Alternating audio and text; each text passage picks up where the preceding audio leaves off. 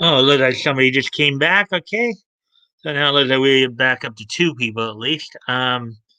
So, welcome, welcome to the mic stand. We'll kind of wait a few moments here. Um, See who else shows up. How are you doing, person? Who I'm thinking it might be ATC Action Toys channel, but I'm not completely sure. Oh, Nat, and we went back down to one. Oh boy. Anyways, guess I'll for waiting for people to come in and like stick in here.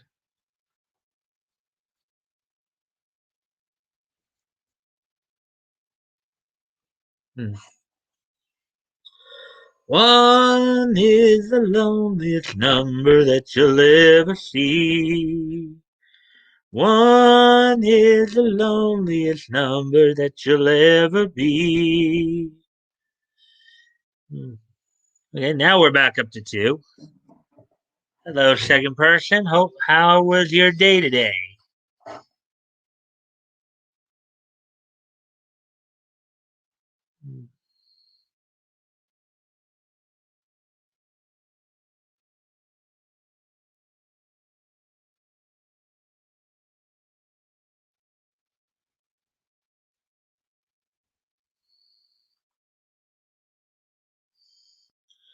It's Woody. Hey, Woody. Let's see what you. Two can be as lonely as one. It's the loneliest number since the number one. Yeah, yeah, Woody. I guess that's one way of looking at it. I guess. Uh, yeah, I'm just waiting for people to show up, and of course the counter's going screwy again. It keep going back down to one here. But I had an uneventful day. We retirees like those. Yeah, I just well, let's see. I know ATC was in here a little while ago. I know Solid kind of chimed in that he was first, but then I guess, but that was like over an hour. It's like an hour early. The point to where even YouTube, I think, kind of cut out his comment in the chat there. So, so yeah, I'm just waiting to see who else. I know Batgo's likely to be late because of the fact, of course, he might be at trivia if he's not, home.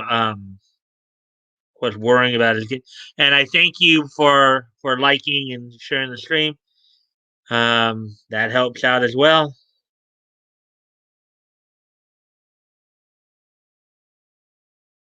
It's the next line from that song you were singing. Yeah, that's really the only line I know is the one I sing. So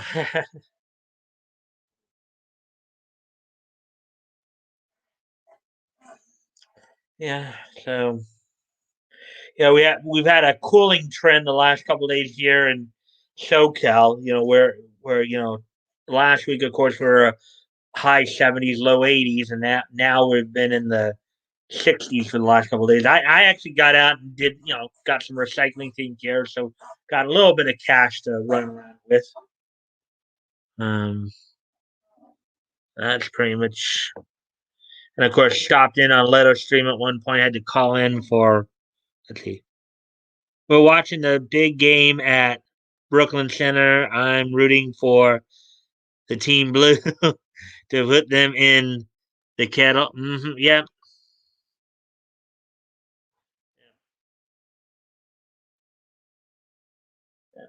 Mm, yep.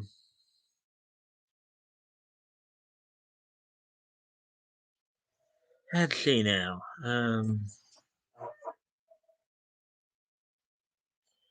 Yeah. So, what are some of the other things I did today? Let's see. I did watch a couple of Nick streams. Actually, it's kind of funny because one of the videos that Nick did today was apparently there might be a chance that they might be getting Roe versus Wade sent back up to the. They might have a chance to look at some abortion cases because I guess a case, and he's going to be doing this a little bit more thoroughly on his live stream tonight. But I guess there was a so Ohio in Ohio they banned. I guess there was a law that was passed in Ohio where they banned um, doctors from performing abortions if they knew that the woman was having the abortion because the child had Down syndrome. So, and it was a pretty scathing video that he did because he made, he basically called out the idea of abortion as a form of eugenics. So that was quite a bomb to drop. But he's going to be covering it more tonight on his live stream. Also, I think I watched. Let's see. Yeah, I think I watched Tug's stream this morning too. He was once again talking about, or not his stream, but a video he did this morning on another story of Marvel, um, basically on how mangas are outselling Western comics, and how Marvel. It basically led to me commenting about from the article we read yesterday about the idea of those retailers talking about how there are apparently more variant covers for Heroes Reborn #1 than pre-orders. So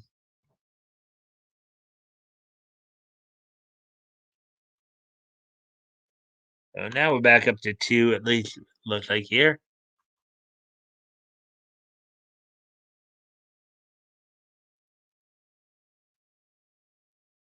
Um, and of course, I did watch my anime block. It's at my own little Tsunami block that I've set up, obviously. So yeah, so basically just doing stuff here and there and everywhere.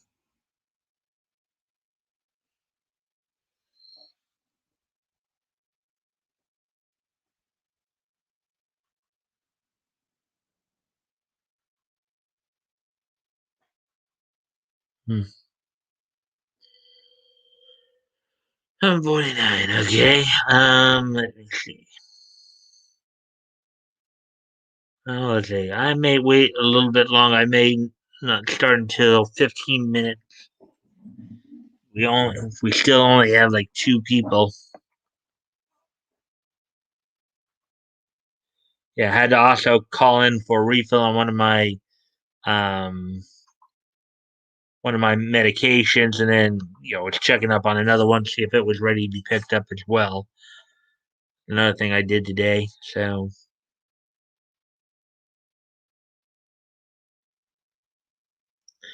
out and about and inside out.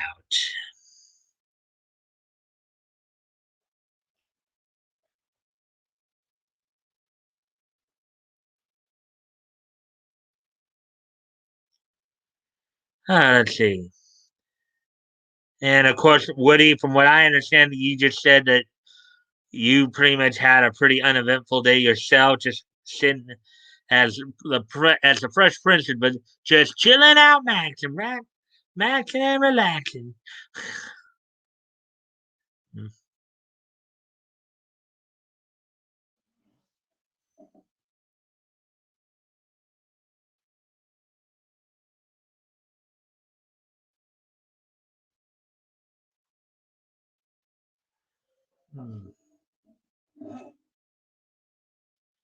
Kind of funny. ATC was in here, and so was Solid, but then well, Solid was here like an hour early so he could say first, and then I did respond to that, but and then he didn't stick around, or he didn't come back yet. So, and then ATC came in a little while later and had a little joke. In fact, here, let's go through what we can here. Yes, you are. He was the first one, so I comment. Yes, you are. And then ATC, of course. Why are elevator jokes so good? They work on many levels. Funny ATC. That was a comment I replied to him with, and then yeah. And then, of course, I already knew so all the Woodies right here. Two can be as lonely as one. It's the loneliest number since the number one. And then you also pointed out, had an uneventful day. We retirees like those. It's the next line from that song you were singing. We're watching a big game at Brooklyn Center. I'm rooting for Team Blue to put them in the kettle. Yeah. That's all the chat that's been going on thus far. Um, let's see now. Oh, now we have three people in here. Hello, third person. How was your day today? Hopefully, all went well. And four. So now we're starting to get more people in here. Yay! Okay. So now that we have four people in here, I guess I can kind of talk about what's on tap for the stories tonight. I got 5 stories tonight. There he is. ATC's back with us. Hello, ATC.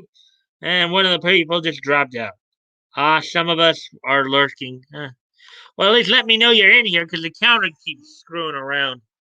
At least let me know that you're in here. If I'd known that you were still in here, I would have probably started a little sooner. But anyhow, so with that being said, so I do have 5 stories tonight. 3 from Bounding into Comics, 1 from Bleeding Fool. Decided to check that out a little bit. And then of course 1 from CBR. 2 anime, 3 comics. I'm actually going to start with the anime stories tonight, as opposed to the comic ones, just simply, for fluidity's sake.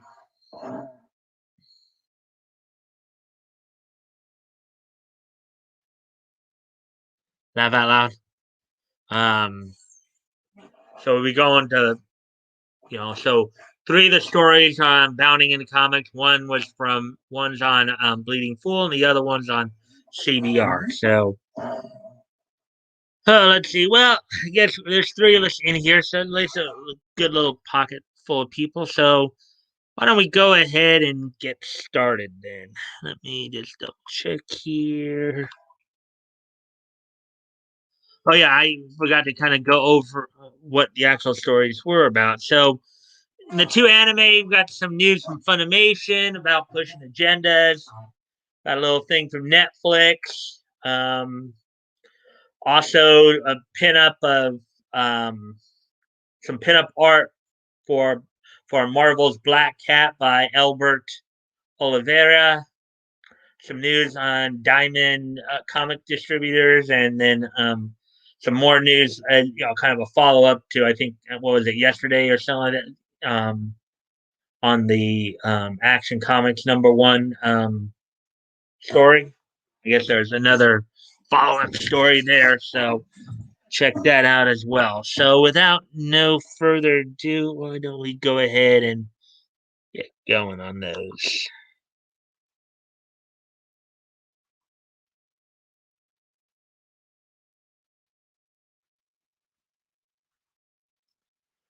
All right, so wait.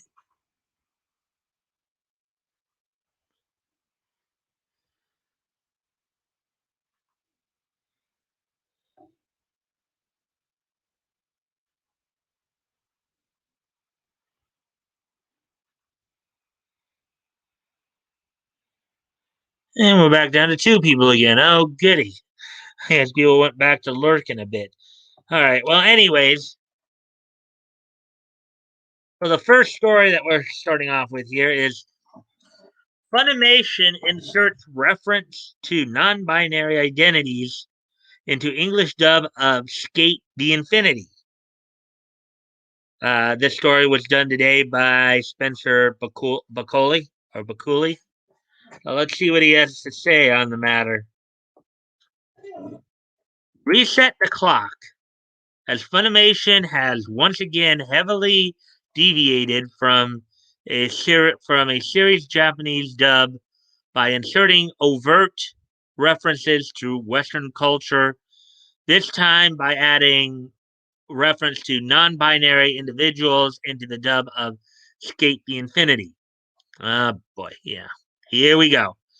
Now, granted, it's one thing to insert Western culture, you know, certain things about Western culture if let's say you're trying to, if you're trying to make it help a little bit make more sense for people.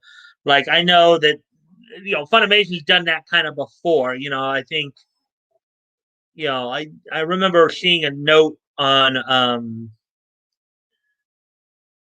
where they were talking about a Japanese cyclist.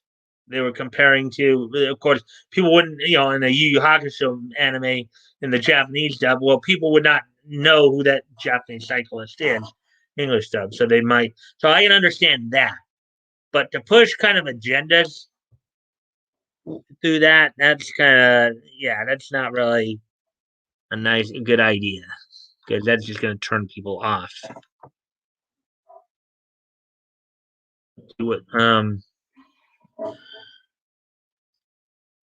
An original series from Free director Hiroko Utsumi. Now, just in case you don't know what Free is, Free is they had Free and Free Eternal Summer. It's an anime franchise about basically a boys swimming team. So, just to give you a little heads up there. Skate the Infinity. I believe that's SK8, so that's what I'm pronouncing it that way. Follows the exploits of an Okinawan group of skateboarders as they compete in S, a secret underground skating race filled with dangerous rivals and various street obstacles in the hopes of providing their skills and of proving their skills and eventually standing tall as the competition's champions. Sounds somewhat similar to Air Gear. There was Air Gear applied more. It wasn't as much skateboarding. It was more like something comparable to rollerblades, basically. See if you guys are saying anything thus far. No, it doesn't look like you are. Okay. Of course, there's only two of us in here, it would seem. So, and as always, guys, I do appreciate any likes and shares you guys can help out with to help with the algorithm to help get it up. So, thank you for that. And we're back up to three people watching. Good. Yay. Uh, now we're back down to two. Anyways, licensed in the West by Aniplex of America, Skate the Infinity's English dub was produced by Funimation, which included the aforementioned mention of non binary identities in the series' eighth episode. Yeah. You, it, now, here's the thing. If you're a skateboarder, if you're a skater, and you're totally into skateboarding and stuff, and then you all of a sudden you're hearing about non-binary identities. I mean, it's, oh boy, that must really be something thrilling, right? I would imagine not.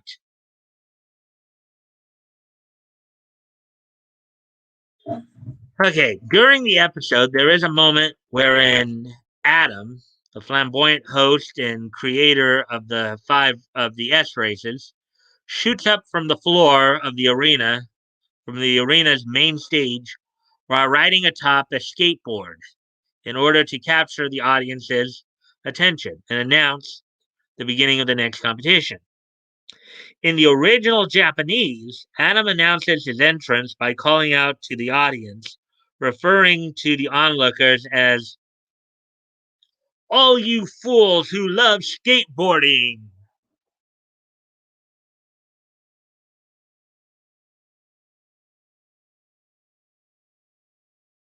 And then here's I guess, a scene from it.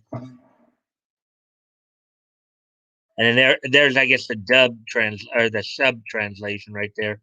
So it's Skate the Infinity, Episode 8, 2021, Studio Bones. However, In the English dub, Adam addresses the crowd as, "Hey, female dogs and bros and non-binary hoes." Okay, yeah. First off, how they would have made that work.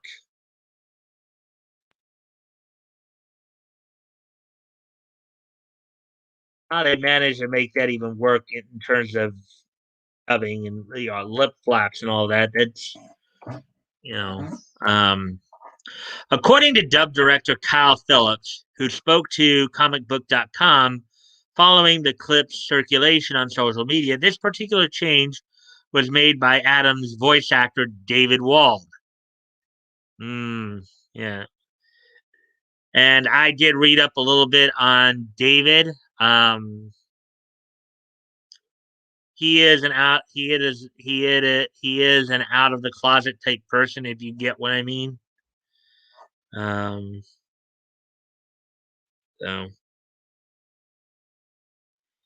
let's see. In brackets, ADR scriptwriter Leah Clark, who is of course a voice actress as well as a scriptwriter, and a number of the Funimation people have multiple jobs they do. I think one of Leah's more well-known roles, of course, is um, as I think it's Maven or Mavis in Fairy Tale. Mavis Vermillion in Fairy Tale. That's one of the roles she's known for. Is doing a fantastic job writing these scripts, but I'd be remiss if I didn't say that full credit for that line goes to the voice of Adam himself, said Phillips. So, sounds like David did a little improvising there, unfortunately. Try to push something. And it's kind of funny because I would not necessarily I didn't never got the impression that he would have tried something like that. But disappointing, you know. Um what do you make of this change to Skate the Infinity script? Let us know your thoughts on social media or in the comments down below. Well, I myself am pretty disappointed. But anonymity. Hey, Anon, if you can, as a reminder, guys, if you guys can, of course, remember to like and share the stream so we can get some more people in here. That really help things out. Um,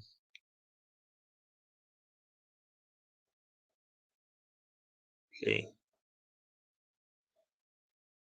Counter is weird. Yeah. Hey, how's it going? Stopping in real quick. About to head home. That skate show was okay, but Dub's killing everything again. I see. Yeah, I mean, it's the premise sounds kind of cool. When I read the earlier in the paragraph the premise of the show, it reminded me there was a there was a rollerblading anime that was done back in the 2000s that ADV actually dubbed Air Gear. That one was pretty cool. Okay, and they didn't insert any agendas in that one, but here, of course, it's all about pushing agendas. It's like the dubbers are really just flipping the middle finger at people, saying, yeah, we're gonna push agendas, even if that means that you guys aren't gonna buy our products or listen to our work. It's an okay show, fun to watch, but don't expect too much. You mean don't expect too much from the voice acting? Is that what you're saying? I mean, David Wall's a pretty good voice actor. I mean, sans the agenda pushing.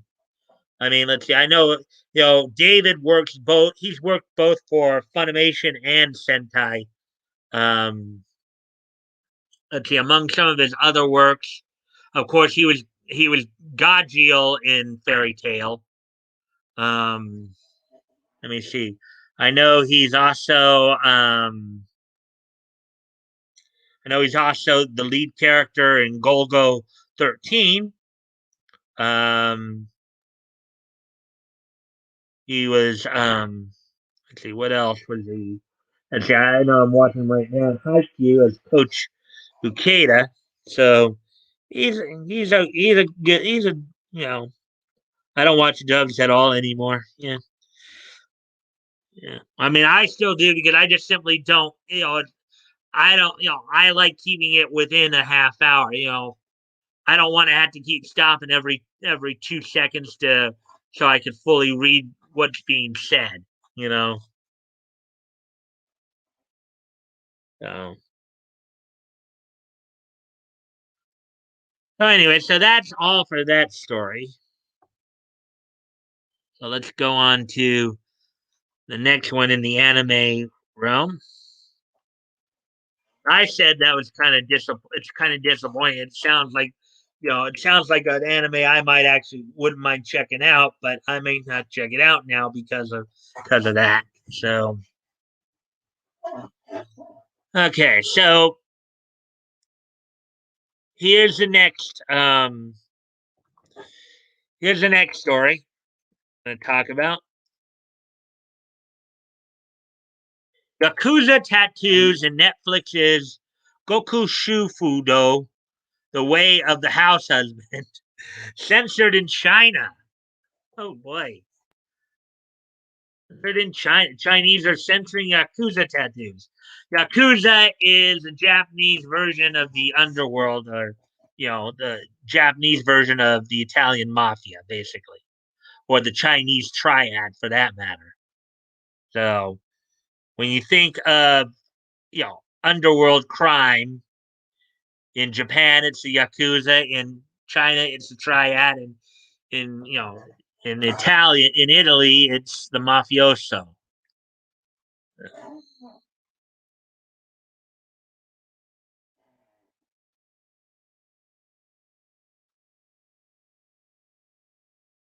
I'm pretty fluent with the subs, but I've been used to it since I was real little. The Way of the House Husband was pretty funny from what I saw. Yeah, it kind of sounds like you just almost have to. Well, if it's Netflix, it likely did somehow.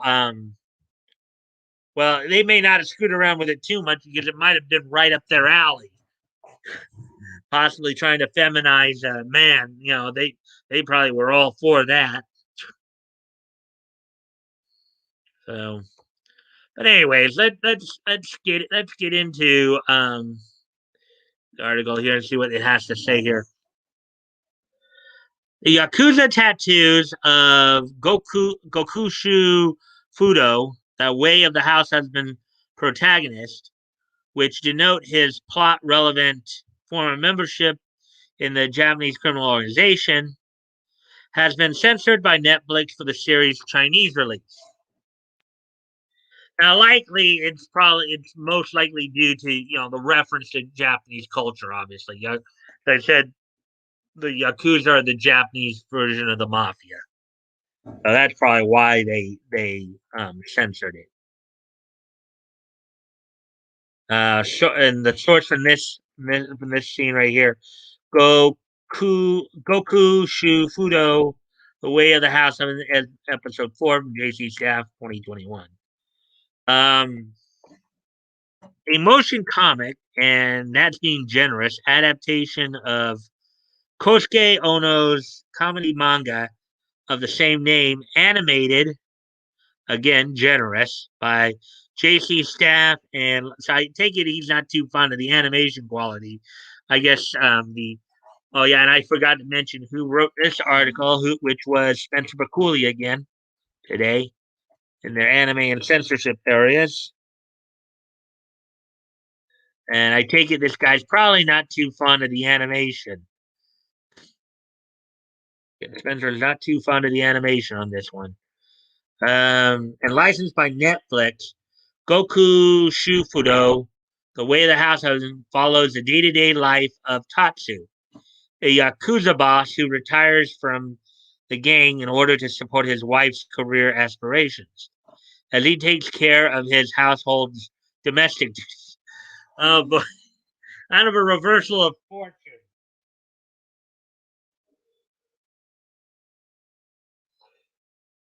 Anybody remember Super Nanny or Mr. Nanny or whatever?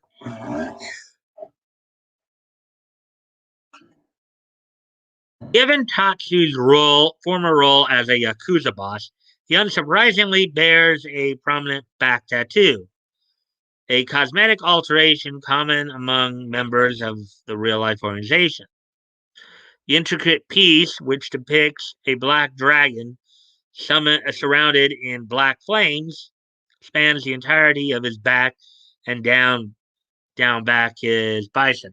And of course, if anybody's been watching, if anybody watched Leto streams when he was playing Yakuza, we saw that in that too. We saw, like, I think the main character had like tattoos like that as well. Netflix is going to be releasing Record of Ragnarok soon. Been waiting on that one forever. Hmm. Yep.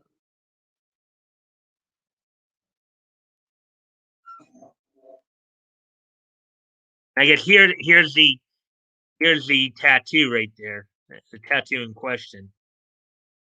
First, Goku Shufudo, Way of the House Husband, Episode 1, 2021, JC Sass. However, such is not the case in China. As discovered by a number of viewers, Tatsu's tattoo has been completely removed from the series' regional release within the country. And here's the tweet. Here's a tweet, I guess, on it. And here's a translation of the tweet. Uh, Chinese distribution version of Goku Shufudo. The anime has been completely tattooed, and the hero is laughing at becoming just a painful old man.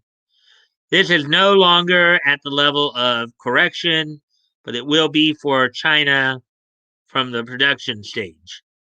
Which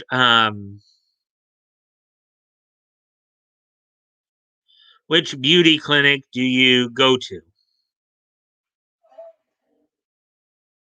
I guess the versions on the left are the Chinese edits, and the version on the right is the original.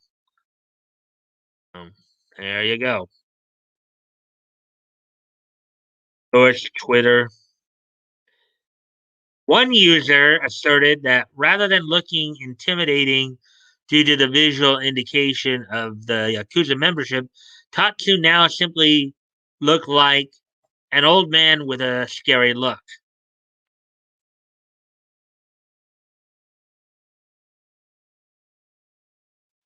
So here's again the translation of the tweet.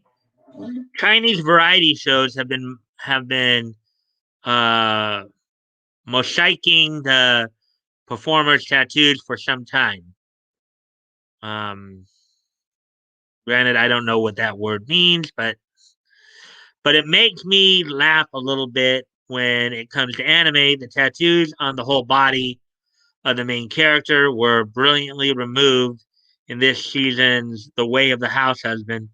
This just makes me want to think that I'm an old man with a scary look. Netflix version, Billy Video version. So it's Twitter, the guy's Twitter account.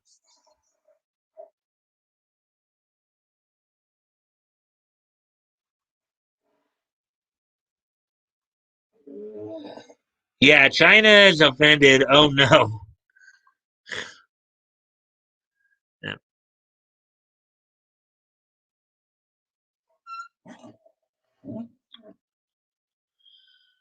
Tattoos have been banned from Chinese television since 2018 when the I guess the Chinese Communist Party (CCP) began prohibiting actors with tattoos depict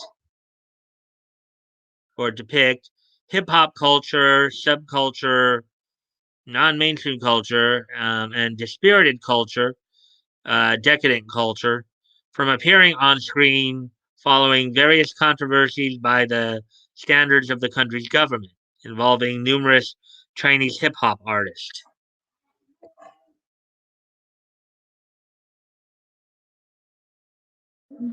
Absolutely do not use actors whose heart and morality are not aligned with the party and whose morality is not noble, declared the CCP in the wake of the controversies. Absolutely do not use actors who are tasteless, vulgar, and obscene.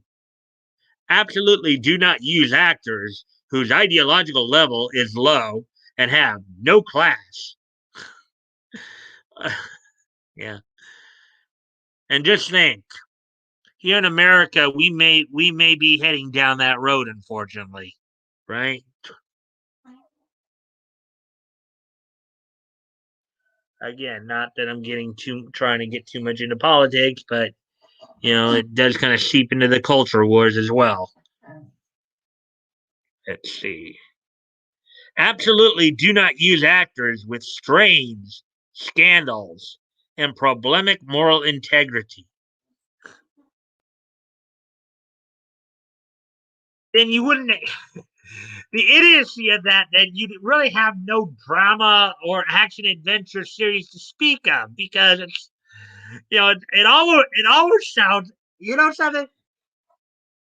It almost sounds like the Chinese government want nothing more than Sesame Street and Barney 24/7. You guys get that? The way they're making this sound, it's like, you know, no, we can't have any drama or any action adventure because you have to have a bad guy, but they don't want bad guys depicted on TV. It's almost like they want. It's almost like they want Sesame Street and Barney 24/7, and they don't. It doesn't matter how old you are. You could be 6 or 60, but they still want something like Sesame Street or Barney on. You know, the way that all sounds, it's like you know, no, we don't want any evil or negative depictions on TV at all. Talk about brainwashing in the nth degree, man.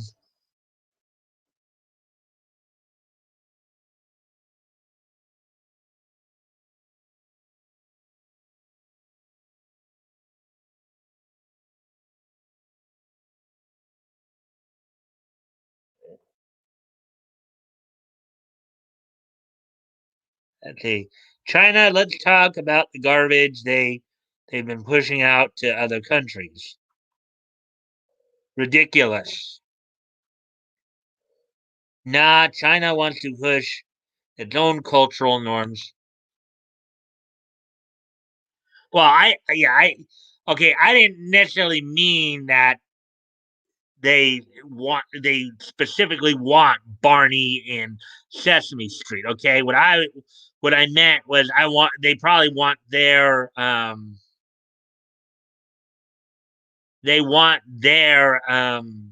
own version of Barney and Sesame. Basically, the idea is I love you, you love me. We are such a happy family. Like there's no conflict. Like there's no conflict in the world at all. No, let's just be all happy and singing. There's absolutely no conflict, no taste of realism. Ah,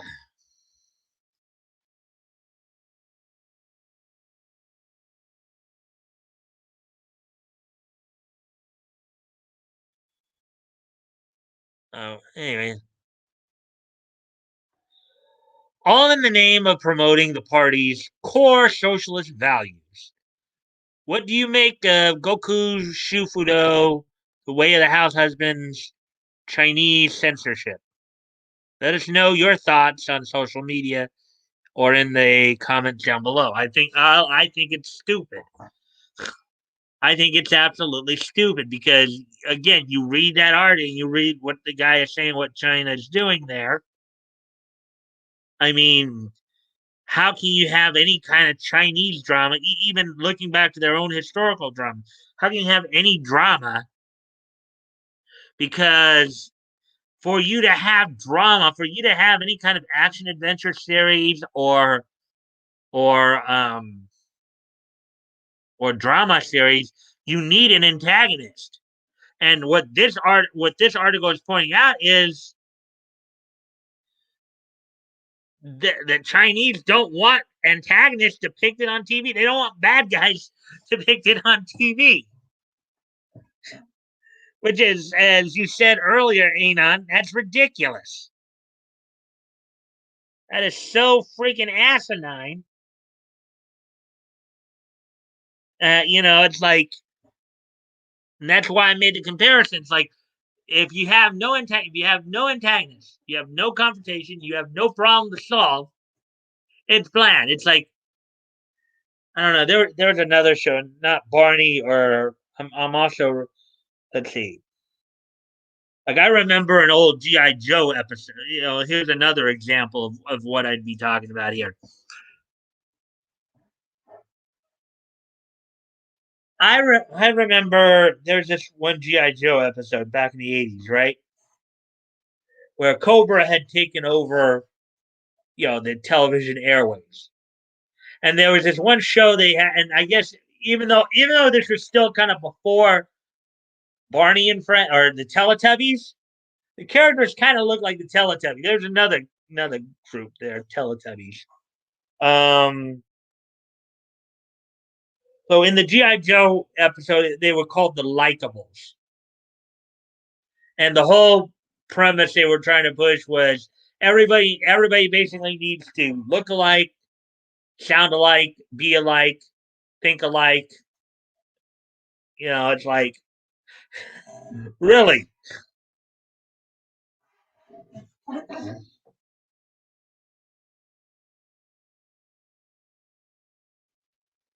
Look at the dictator president who is soft, who is a soft made baby. Hmm.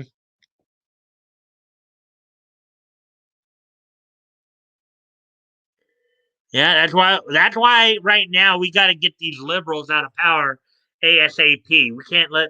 I mean, look, Biden's already talking about trying to pack the court so he can push his agenda. Okay, but the problem with that would be, and Nick was pointing out in one of his streams on that was it's not even really in the Constitution the set number of judges. It's like now, granted, it's really it's still Congress that controls the number of justices, you know, but it's the Judiciary Act. Uh, I think it's whatever the most recent Judiciary Act um, is that has the court set at 9 justices right now. But anyways, again, not that I'm trying to get onto politics or anything like that, but so that's enough. So that's enough from that one. Um, so we'll prepare to move on to the next article here. This Now we're gonna get into the comic book stories. Excuse me. And here's our first one. First of 3 comic book stories tonight. The third story of 5 total stories tonight. Artist Alberti Oliveira um, shares pinups of Marvel's Black Cat. Um,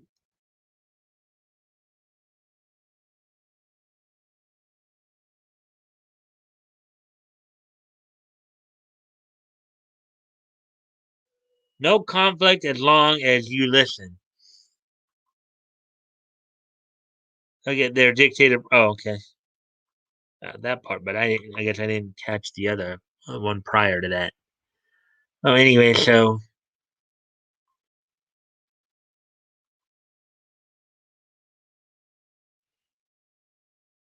yeah, so I haven't heard anything, but I guess ATC and Woody may be lurking or something because Anon, you've been pretty active in the chat here, so that's been pretty cool. So, anyways, uh,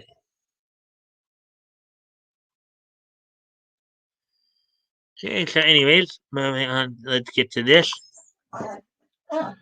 Artist Alberti Oliveira recently shared a number of pinups of Marvel Comics Black Cat on his Instagram page. Black Cat is the alias for Felicia Hardy. The character first appeared in Amazing Spider-Man number 194 back in July of 1979, so over 40 years ago. 42 to be precise. Marvel Comics Group, 40 cents, July 194. That is never let the Black Cat cross your path. Black Cat, of course, Felicia Hardy was depicted, it was voiced by Jennifer Hale in the 1990s Spider-Man the Animated Series. Uh, Featuring a startling new villainess. Marvel Comics. So she is an expert martial arts, gymnastics, and tricks of burglary. Um, she also happens to be a love interest to Spider-Man. In fact, when he first encounters her, he even thinks he might be able to take her out on a date if her record is clean. Yeah, and this kind of thing has been played out also in Batman too, with some of the some of his relationship rules, like with namely with Selena Kyle, Catwoman, and Talia al Ghul. Source Amazing Spider-Man 194. So now, if I could only find a girl who, my spider senses are tingling. Something's wrong. Huh? I don't believe it. It's a girl, and she's stealing my act.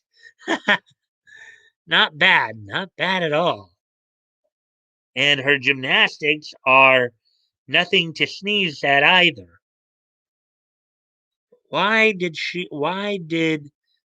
the old warning bell start ringing when she came near? Better follow her just in case. It's all thought bubbles, of course.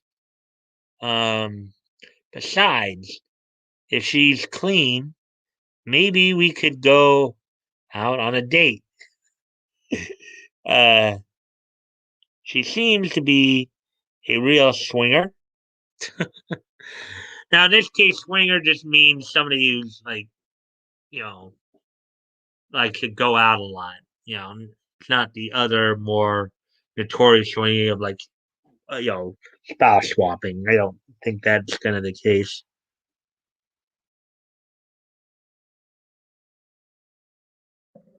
Oliveira, um, Oliveira shared his black cat pinups to Instagram. Here's his most recent one.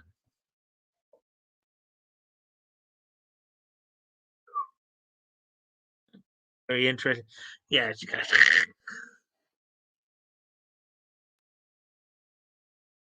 Oh, and he really drew some defined pictures, didn't he?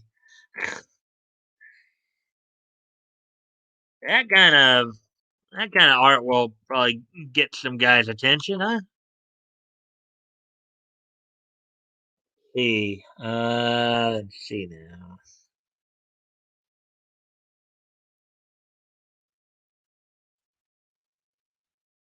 Alicia was always bad in a good way.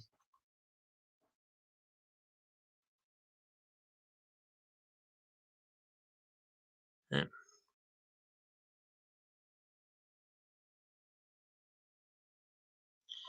And I guess back on March 29th, he shared another one.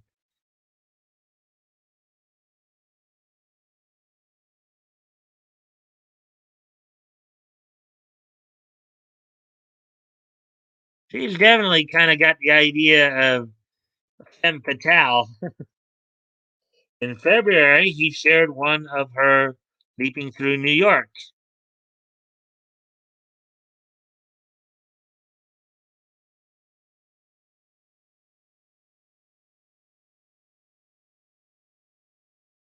Also in February, he shared one of her seducing Spider-Man.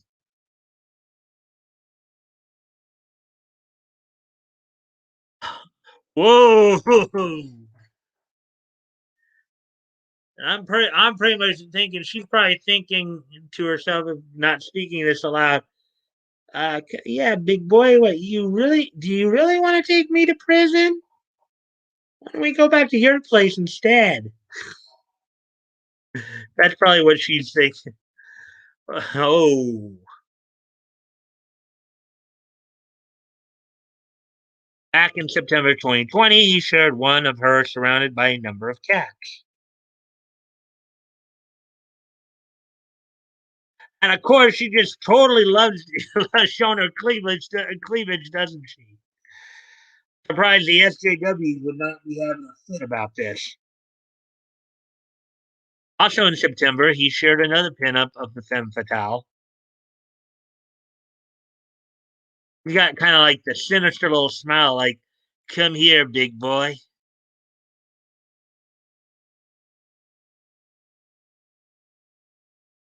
If you're interested in getting your own pinup of Black Cat from Oliveira, the artist is open for commissions and suggests you email him at alberti.oliveira at gmail.com for inquiries.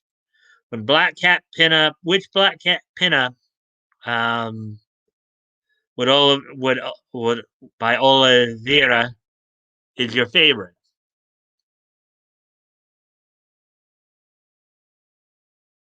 They're all pretty good. Now, if I could choose one, but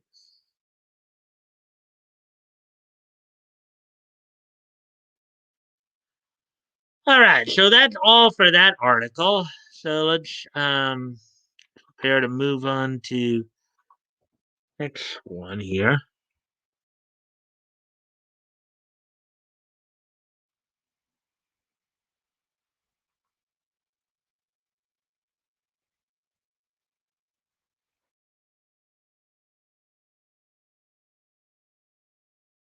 So the next article I'm going to cover is from Bleeding Fool here.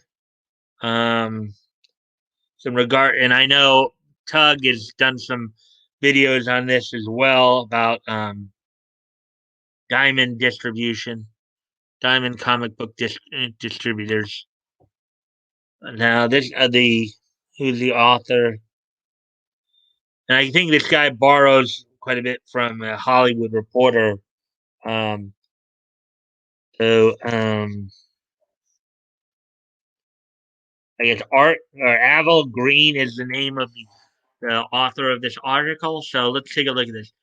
What happens when Diamond Comic Distributors goes bust? If Diamond Distribution goes out of business, will that cause smaller publishers to follow suit? That's what this Hollywood Reporter article, providing more news on Marvel shipped away from Diamond, appears to be saying, along with telling about the concerns of specialty stores. I don't know if this portion I'm about to read next is from the Hollywood Reporter, but let's let's take a look at this. The news that Marvel Entertainment has signed a new exclusive distribution agreement for the comic book market, ending a partnership with Diamond Comic Distributors after, yeah. And I know Tug talked a lot about this. I don't know if I'll read this. Maybe read the this guy. So what they're worried about is that no proper arrangements whatsoever will be made to ensure products are kept safe as possible during delivery. Maybe that's why specialty store proprietors should consider supporting the idea of comic shifting to graphic novel format and retiring the floppy format altogether. The move, the more you stick to outmoded models, the worse it's going to get, considering the price they cost, which can amount to far more than the trade paperbacks combined in a whole.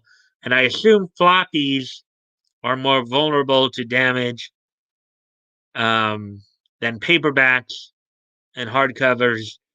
Um, that said, even Diamond is not escaping scrutiny here. Yeah, I'm gonna.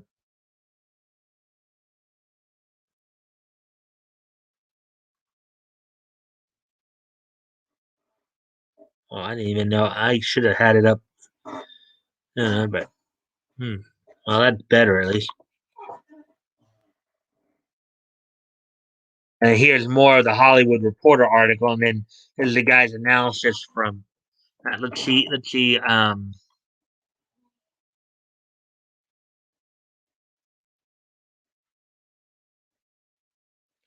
Bye, Diamond. Yeah, I know Tug's been talking a lot about that too, but I think Diamond's still around.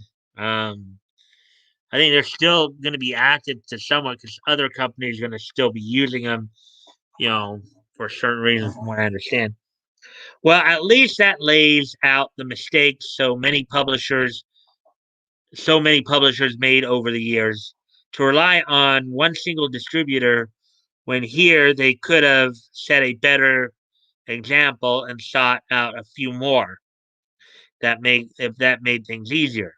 Again, this is why I strongly suggest all publishers still hooked on floppies let the format go and make the move to trade format as Xenoscope appears to be doing. Um, I just don't understand why many publishers believe um, the audience can't get used to a simpler approach to serial fiction rather than the way it's been done since the 1930s. Uh, they do well to wake up and start realizing the benefits of a shift. We're facing a brave new world indeed, and publishers are going to have to start proving they have what it takes to be realist in business, or else it won't last much longer. For now, if a service like Penguin Random House does prove worthy, maybe they should decide to go for them as well. Right. So I'm sorry, I said so. Yeah, 3 of 5. So that's 4 of 5 now. 4 of 5. So I know Anon. I think is still here. Anybody else still here? Let me know. Just so I know I'm not talking to myself here at the 59-minute mark. Um,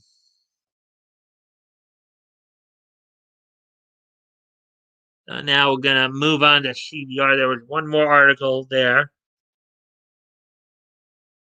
I'm gonna cover.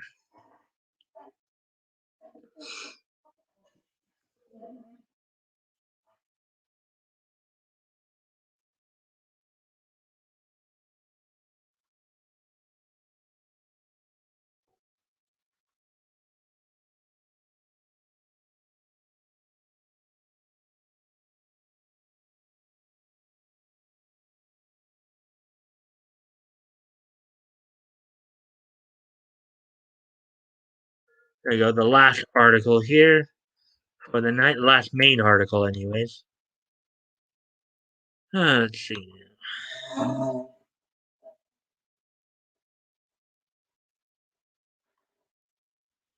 Lurkers, yeah. Well, the StreamYard saying one viewer. Um, YouTube saying two viewers.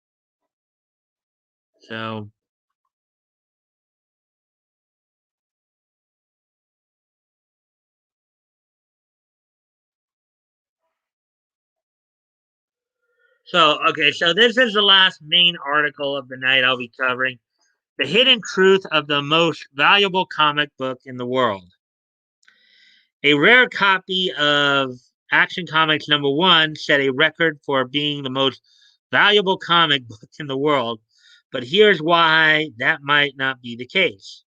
Story by Brian Cronin.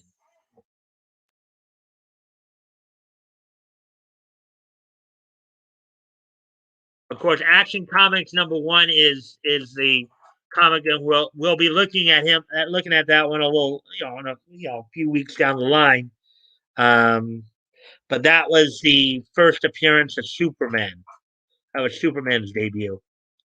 Action Comics 1 went on sale May 3rd, 1938. Cover date June of 1938. So, okay, this is just a reminder. When I look back at comic book history, never I think there's something worthwhile to look back at on in connection with things going on today. Recently, a CGG graded copy of Action Comics #1 sold for $3.25 million, making it to the highest amount that anyone has ever paid for a single comic book. In the CBR write up on the sale, my pal Kelvin Childs quoted the co founder of the company that auctioned off the comic book as saying that Action Comics #1, and then here's the quote here, really is the beginning of the superhero genre. There aren't more than 100 copies remaining from the original print run, and few are in good condition. This particular copy was well preserved, Zazzolo said, noting there's no comic book that you could value higher in terms of comic book than Action Comics #1. Hmm. I wonder where this guy's going. If he's going where I think he's going, then I may be happier with this article than the other one. But let's just see. Let's just see what this guy has to say further. At a glance, it sure looks that way, right? The record that this sale broke was a $3.2 million sale in 2014 of Action Comics #1. The previous record before that was a 2011 $2.16 million sale of Action Comics #1. The previous record before that was a 2011 $1.5 million sale of Action Comics #1. I believe it was actually the same copy that just sold for 3.2. So this one copy has been, I guess what he's suggesting here has been, basically changing hands every couple of years since 2011. Ah, hey Leto, hey man, hey Mike, Toys, Woody, and Anon. Hey Leto, if you can help me out by remembering to like and share the stream, that would be very appreciated.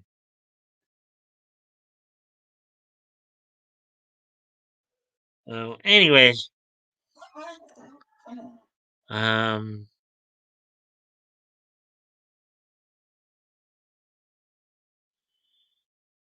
the $3.25 million copy also previously sold for $2 million in 2018, but I'm not 100% positive it is the same one that also sold for $1.5 million in 2011.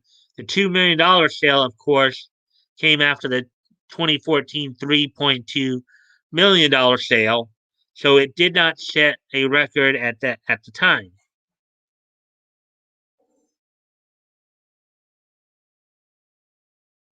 So this sure seems to suggest that Action Comics #1 is the most valuable comic book of all time, right? And honestly, that might be true. But if so, it's not because of the sales we have seen already. This is because the most valuable comic book of all time is either one of two comic books, neither of which has been sold in over 30 years. Hmm.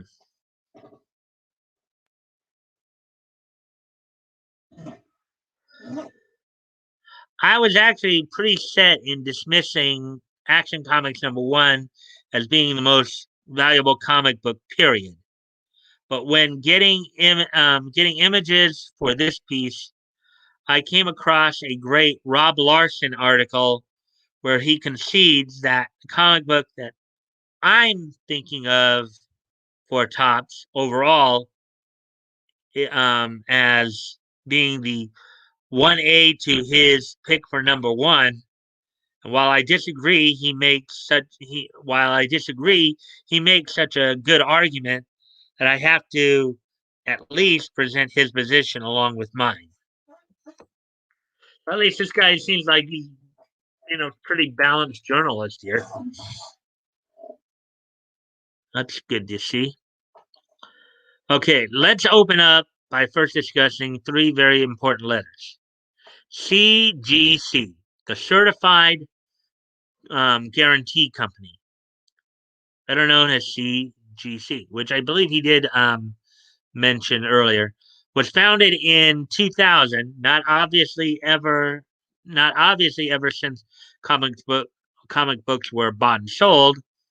They were graded, but it was sort of a willy nilly thing where each vendor had their own philosophy. So one vendor's near mint was another vendor's very good, etc. Luckily, other collecting groups like coin collectors and stamp collectors had established the basic concepts of grading, and so in 1970, Robert Overstreet released the first official comic book price guide. The great Jerry Bales helped form that first guide. I'll be talking about Bales in an upcoming comic book legends revealed very soon. Look for it. Um,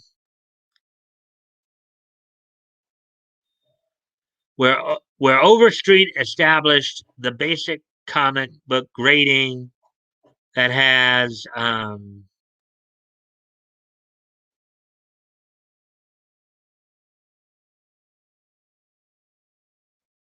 okay, it has okay, the basic comic book grading scale that has lasted ever since. Overstreet also cleverly came up with the idea of scoring the grades on a 1 to 10 scale, as well as near mint, very fine, etc. So that way you could have three books all be considered near mint, but one a 9.6, one a 9.4, and one a 9.2. So I guess here's 10 is gem mint, which probably means that it's a gem. 9.9 mint, near mint, mint, near mint plus, near mint minus, very fine near mint, um, very fine plus, very fine negative, minus, fine, very fine, fine plus, fine, minus, very good to fine, very good plus, very good. So actually, okay. Fine is better than good, I guess. Very good plus, very good minus, good to very good plus, good, good minus, fair to good, fair, and then poor. Let's see. Let's see what. You guys are saying anything here? There's a lot of activity in the chat here in the last couple of minutes. Again, if you guys can help me out by liking and sharing the stream, that would be very appreciated.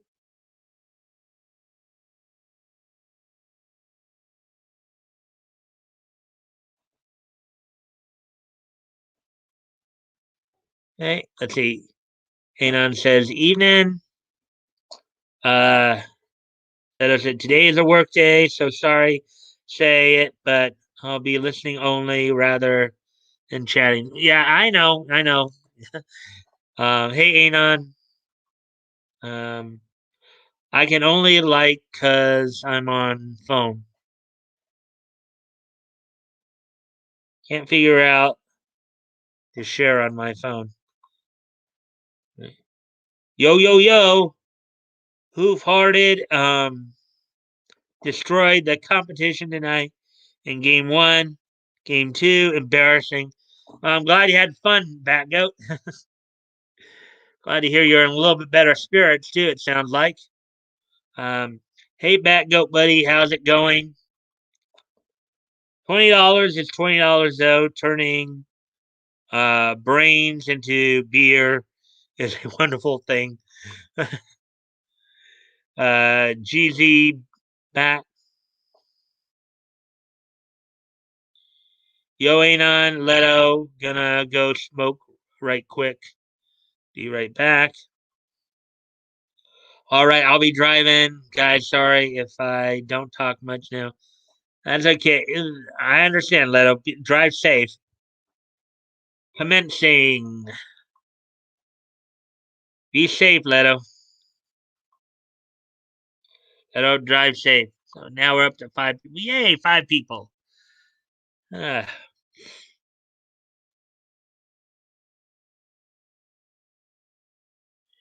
I'm going to just try something here. The YouTube screen may go out for just a quick moment, guys, because I'm going to check something here. Just got to refresh it.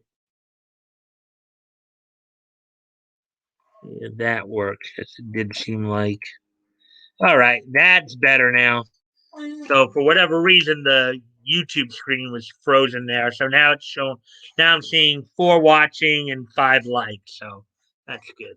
Okay, on the YouTube side of it, seemed to be stuck for a while there. So I just rebooted. I just kind of re did it. So, anyways, on with the article here. The issue, though, is that those numbers were long theoretical at best because, again, even though Overstreet gave the industry the number scale, those same theoretical vendors, and I mentioned earlier, who disputed grades would now dispute a 9.2 versus a 9.4 versus a 8.5 or whatever. Overstreet long argued that there should be an impartial third party grading system, and that is what CGC became, with their original chief grader, Steve Borak.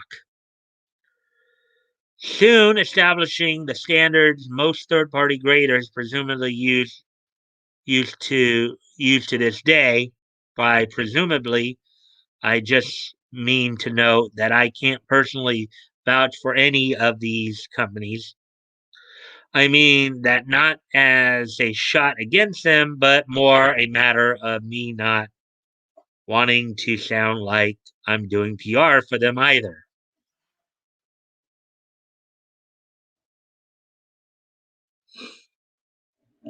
Borak later founded a rival to CGC, Comic Book Certification Services, CBCS.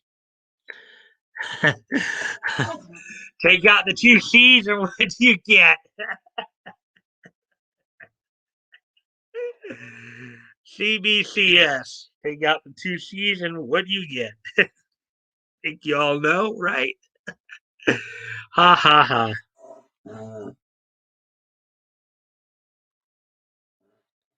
I'm gonna reheat KFC chicken tenders D, those things are good.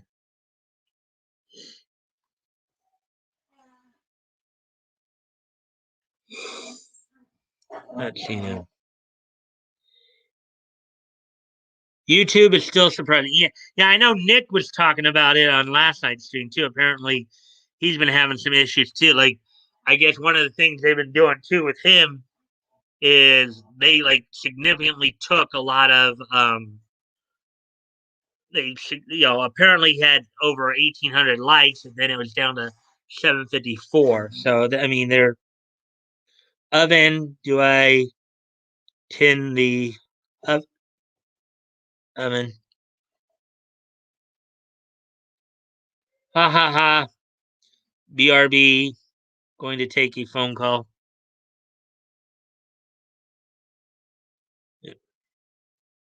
Let's see. Let's see what that good has to say here. Use a new toaster oven with turbo setting, which means it fans the air over the top.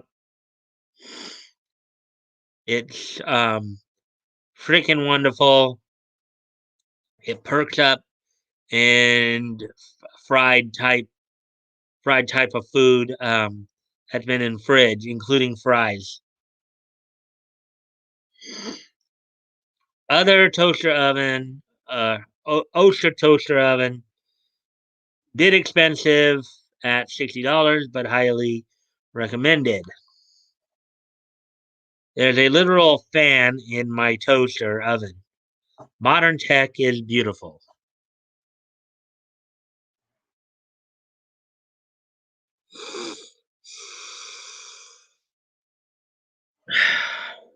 Dude, I got that little convection toaster oven thing on TV for my mom. I bought I bought one for myself. They're super nice. Alright, so with that being said, as we're all caught up now on all the chats there, it looks like. Getting back to the article here. Let's see, first off. Yeah, we're past the hour mark here. So obviously, when these two rare comic books were first sold, it was without a third party grading them. So that dramatically limited the market for rare comic books, especially over the internet. Can you even imagine spending thousands, I think it's supposed to be let alone, but he spelled it let alone, millions on a comic book based solely on the word of somebody on the internet. With the establishment of CGC, suddenly there was at least the perception of protection out there, and it led to a huge spike in comic book sales. For instance, when CGC was formed, the highest a comic book ever sold for was $137,000. And yes, it was, in fact, in Action Comics number one. Oh boy, that seems to be a common theme here. Anyways, give me a sec, guys. I'm gonna go off camera here for a quick moment. I'll be right back.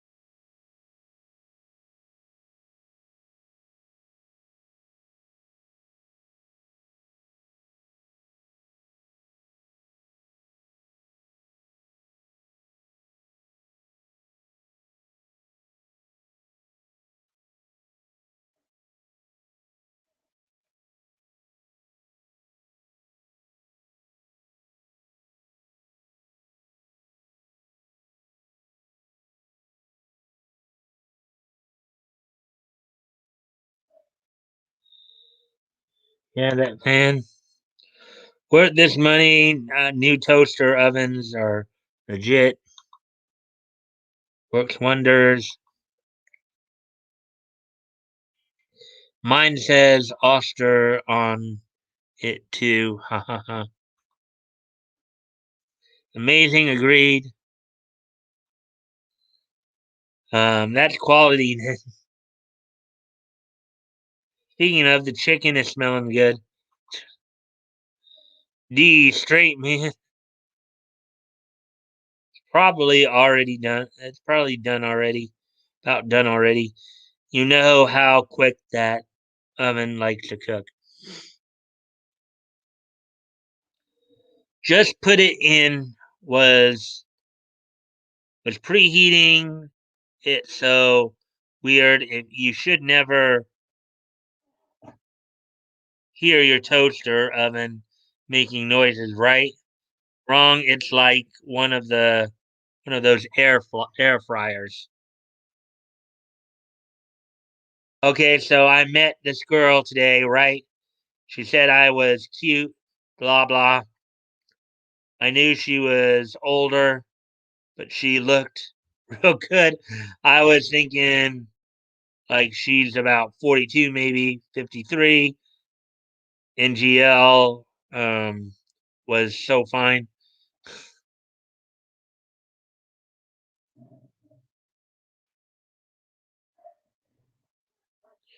6 to 10 minutes to perk up fried food, better than a microwave oven. That preheat beep. Ha ha ha. Microwaves leave it that soggy bulk PC. Ah, 1, 2 B rips before chicks is ready. BRB. Okay. All right. So now that we got all caught up with the conversation again, let's get back to the article. Let's see. Where was I? All right. Um,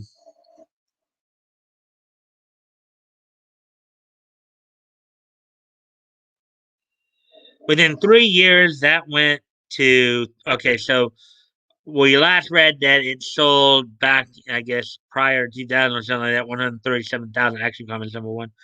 Within 3 years, that went to $350,000, and in 2010, the first comic book cracked $1 million. And yes, it too was an Action Comics #1. And obviously, 11 years later, prices have just continued to go up, seemingly exponentially. Of course, I don't know if you'll ever find anybody buying any of these woke comics for like $1 million. I mean, if you do find somebody who does that, then I'm thinking of like an anime how they have the crows go, "Ah, ah, ah." But here's the trick. All we are seeing are the copies that are being sold since CGC came into existence. What about all the comic books that were sold before then? Naturally, there are copies that are in better shape than the ones that have sold recently. The owners of the comics just haven't sold them, leading to our current predicament, in quotations right there. Therefore, that is why that I propose that the most valuable comic book of all time is a comic book that hasn't been sold since 1990. I noted earlier that a copy of Action Comics #1 set the then record in 2010. Well, here's the thing. It set that record in March of 2010. But just a month earlier, the record was briefly held by Detective Comics #27, featuring the first appearance of Batman. The Detective Comics #27 copy was graded 8.0.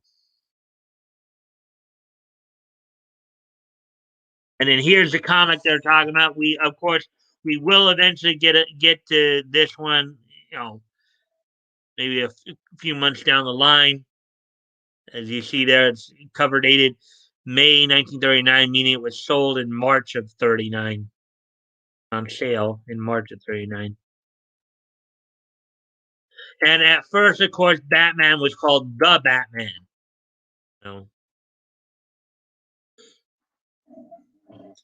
none of the Action Comics #1 that have set records since then have been as low as 8.0.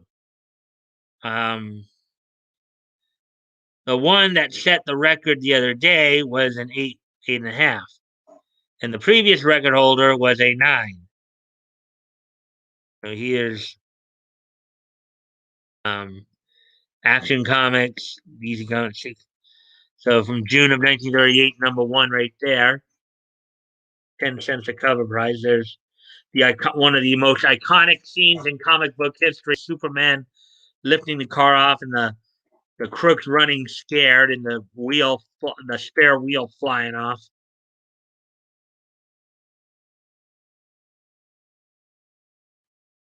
Let's see. Let's see if you guys are saying anything right now.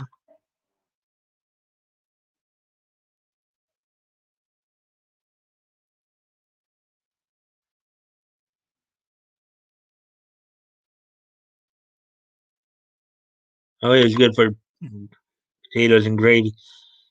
I could see that. My stir fry sometimes.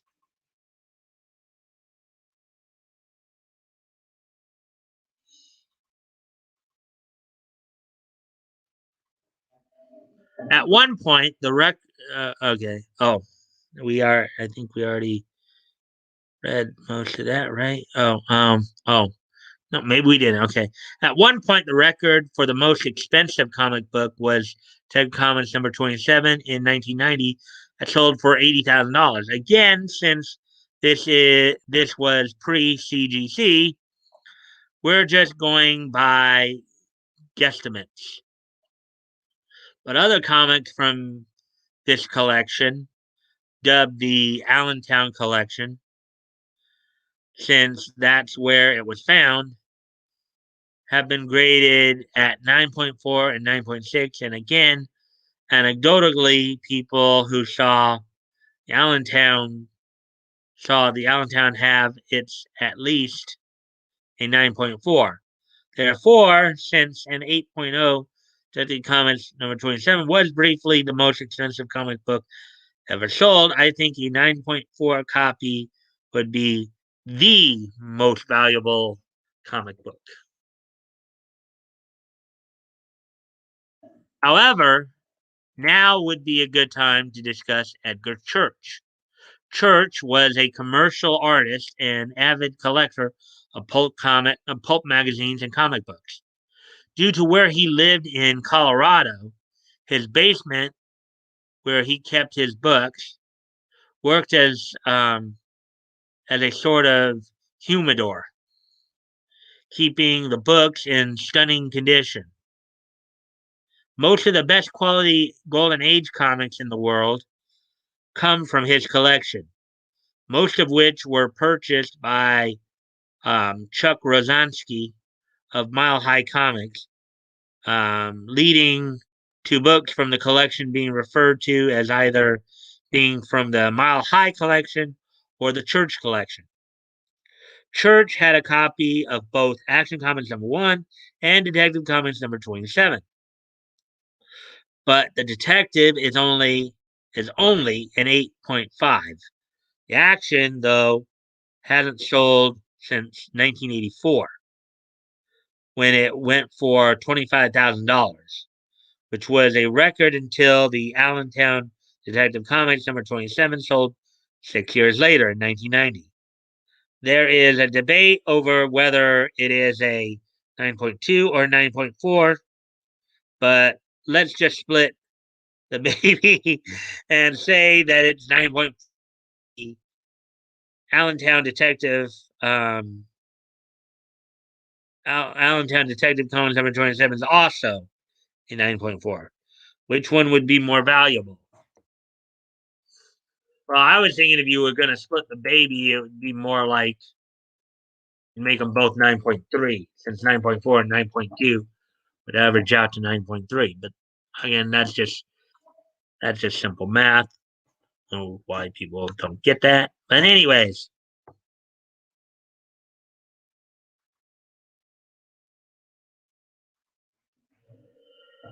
uh, Rob thinks that Action Comics #1 would take the cake, and hey, I'm certainly not saying it wouldn't have a real shot, but just look at how rarely people even sell their Detective Comics #27s. Not only that, but a 9.4 Batman #1 sold for $2.2 million earlier this year. Um, yes, it is both the first Joker and the first Catwoman, but come on, it's not the first Batman or Superman. Um, so for it to sell for that much sure lends me to believe that the current market places the first appearance of Batman to be a bigger deal than the first appearance of Superman. And that the Allentown Detective Comics #27, the most valuable comic book in the world, with the Church Action Comics #1 being a super close second, pun unintended. Rob believes the opposite, and he's extremely well informed about this stuff. So hey, whatever it's close. Feel free to agree with him over me, but the main thing is that whichever one is the most valuable comic book, it isn't the 8.5 copy that just sold for 3.25 million. So we're probably talking like $6 million at least if either the Church Action or the Allentown Detective ever hit the market. So that's kind of an interesting analysis. So that's it for the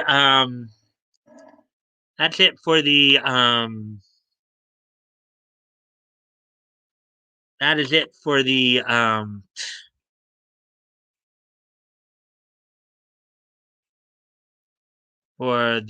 articles tonight. As I said, I was only did 5 tonight. Um,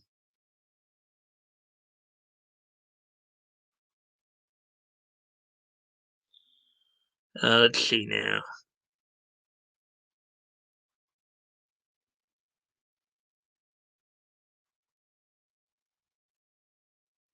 Let's see what's going on here. I guess no new comments have come in since. I could see that.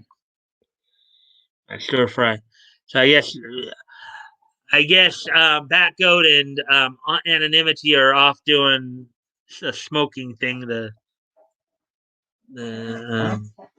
thing. So let's see what time. So yeah, we're past an hour and a half already. So is there anything anybody else wanted to talk about now that I got through the main articles?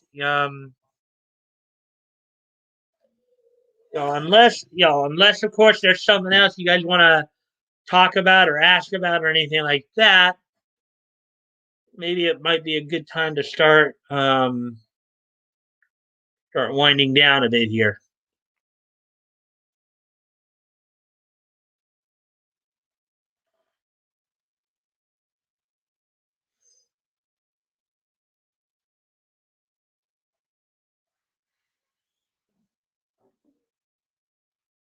Let's see.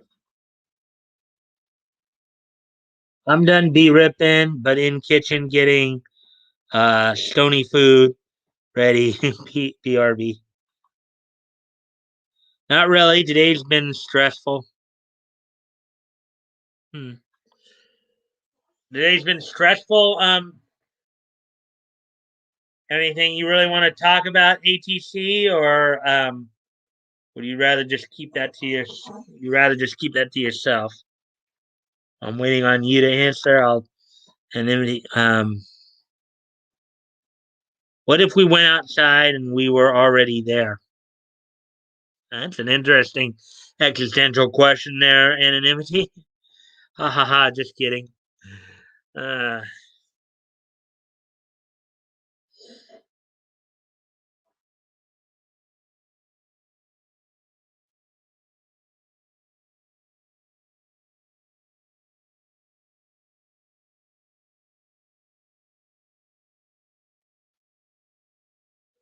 Uh, just as another reminder too, I did mention this a little bit earlier.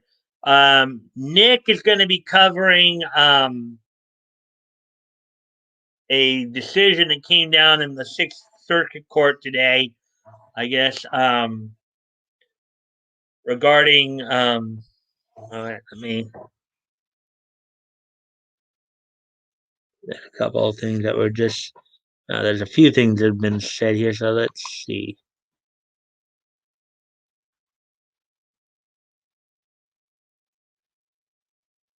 Don't get trophy from 420, bro. Will smack you up. Laugh out loud. Me and Anon are 420 bros. Sorry, I messed up again. All right. Anyways, okay. So, again, a reminder: Nick is going to be covering, I guess, a decision on the Sixth Circuit, in which I guess they upheld a law, an abortion law in Ohio, in which the doctor cannot perform the abortion if he knows the woman is aborting the child because it has Down syndrome. So that might be something you guys might want to. He did a video on it earlier too. You guys might want to check out the video as well. So, anyways, let's see. All right, so I think it seems like seems a little distracted. So I think we will start to wind down a little bit here. So are you guys ready for this day in each history? We're at the hour and 38-minute mark. So, and if you guys want to try to catch Nick's stream, it's going to be happening in another 22 minutes or so. So, um,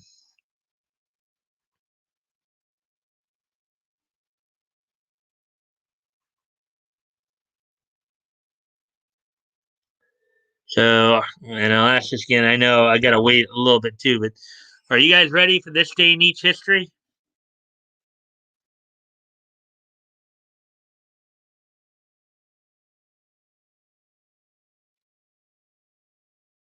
Is it anyone's decision besides the mom and the dad's?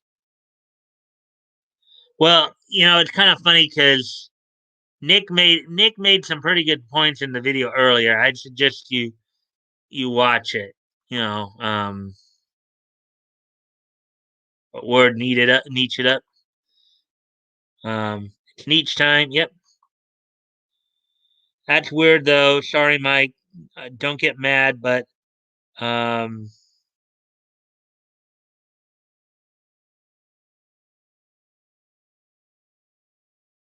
um, amino centix is done at 5 months in to prove or disprove Downs. Some parents opt for abortion. It's reality, and it's the law. Well,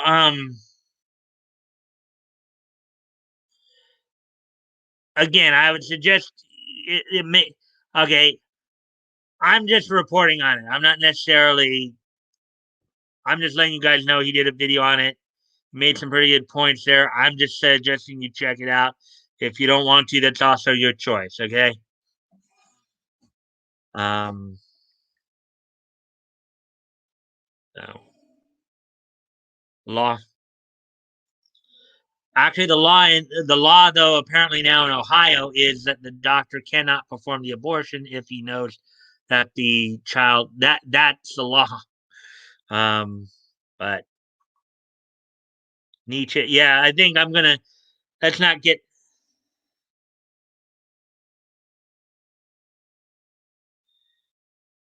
F Nick. I'm a paramedic. I know a million times more about medicine than him. Um, you may know more medicine than he does, but he knows more law than you. Again, let's. Okay, I'm even sorry I brought this up. I didn't think that. I did not think this was gonna ignite like this. I was just simply suggesting you check out the video. If you don't want to, that's fine. I wasn't looking to start a huge argument or debate on it. I just letting you know what it was. Okay. Um. So we're just gonna move on from it because apparently, you know, apparently it's quite a contentious issue with this crowd. So, um, anyways, I think I am gonna niche it up now. Um,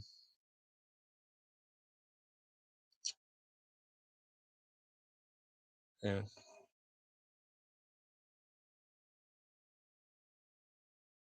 Cool, cool. Sorry, Mike. That's okay, back good. I didn't. Again, I didn't realize you had some strong feelings over it. I didn't mean to get you upset. I was just simply saying, you know, did a video on it on the court case today. He's doing a stream on it as well. Suggesting you guys might want to check it out. If you don't, that's if you do or you don't, that's up to you. History, yeah.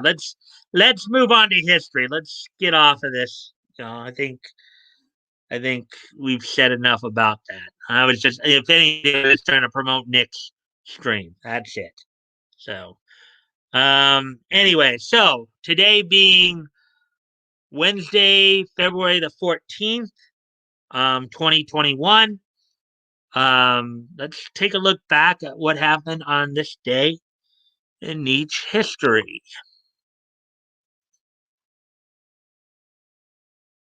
Okay, so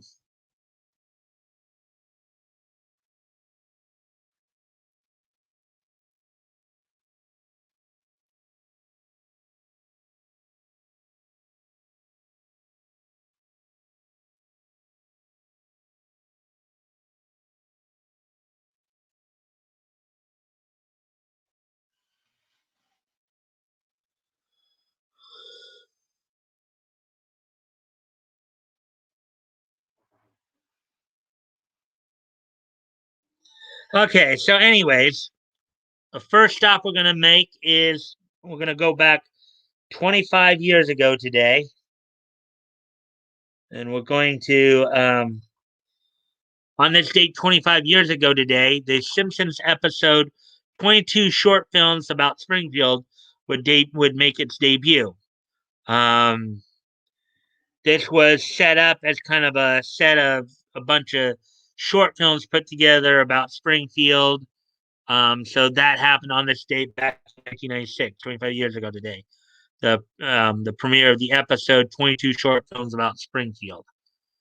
So, anyways, moving on to the next piece of Nietzsche history.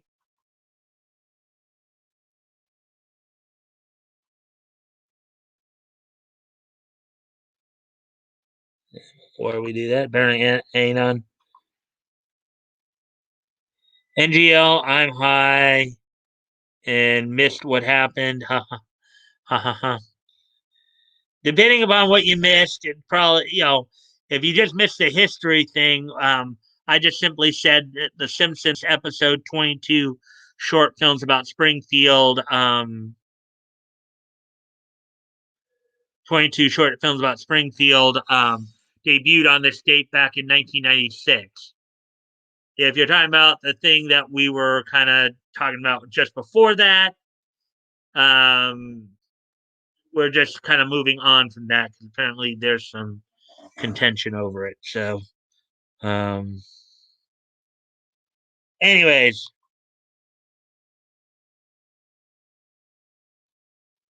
our next stop is going to be the year 2000.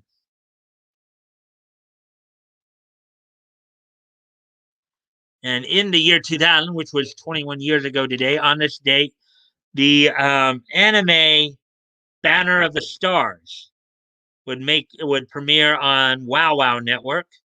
The Sunrise produced anime Banner of the Stars would premiere on this date in 2021 years ago today on Wow Wow. So, so there we go with that one.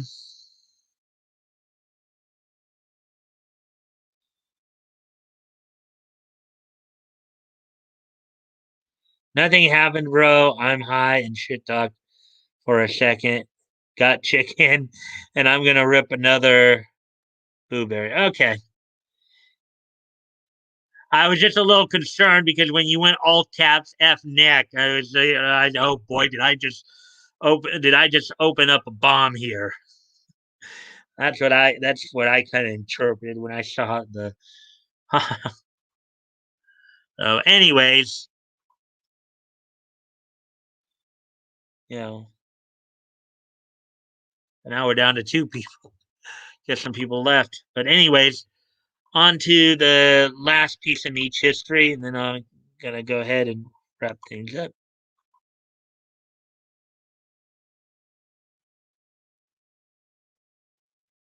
And the last piece of Nietzsche history for tonight is on this date in 2010, the tenth issue of Chew from Image Comics went on sale. This was a book that ran from 2009 to 2016. It ran for 60 issues. Um, the 10th issue went on sale on this date, 2010, which was 11 years ago today. On this date, 11 years ago today, the 10th issue of Chew from Image Comics went on sale. So, with all that being said, I hope you guys did have at least some fun tonight. And I look forward to seeing you guys back here tomorrow. I love Nick. I was total BSing. Okay. I didn't get it that you were BSing. I did not get it. So you got me there, Batgo. You got me good and done. Anyways, guys, thank you guys for being here. As you know, I do keep my streams up. If you want to go back and look at some of the other stories I did tonight, more than welcome to. And of course, Friday night, Batgoat hopefully will be joining me as we get, as we, look at August of 1937. We'll kind of start to make that transition to more, specified format.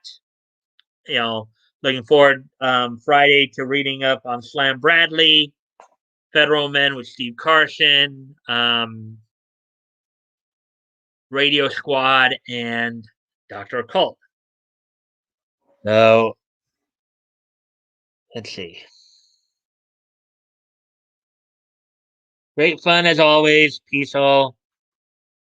I'll be here. All right. Thank you, Batcoat. Now, guys, I will see you all tomorrow. Bye.